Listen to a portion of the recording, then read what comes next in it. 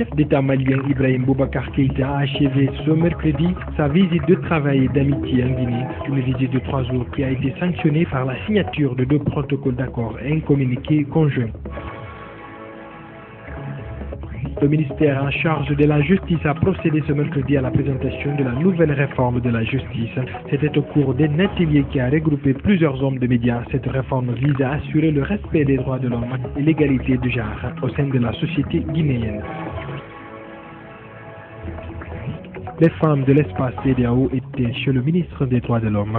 Il s'agissait pour ces femmes de faire le bilan de leur activité et aborder les perspectives envisagées pour la défense des droits des femmes guinéennes. Le respect SECO sollicite l'appui du ministère des Droits de l'Homme dans leurs tâches.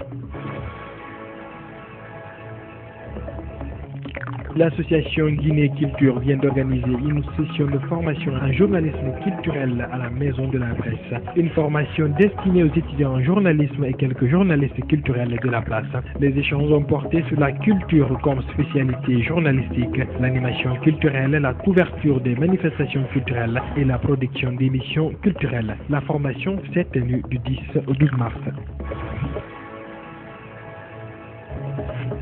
Le gouvernement vient de lancer une opération de collecte d'armes, de munitions et d'explosifs. Première étape de l'opération, le site de Kindia, près de 100 tonnes d'explosifs ont été identifiés par des experts. Ces armes datent de la Première et de la Seconde Guerre mondiale. L'opération appelée Sili est financée par la France, l'Union européenne et l'État guinéen. Elle s'inscrit dans le cadre de la réforme des forces de sécurité et de défense initiée par le gouvernement guinéen.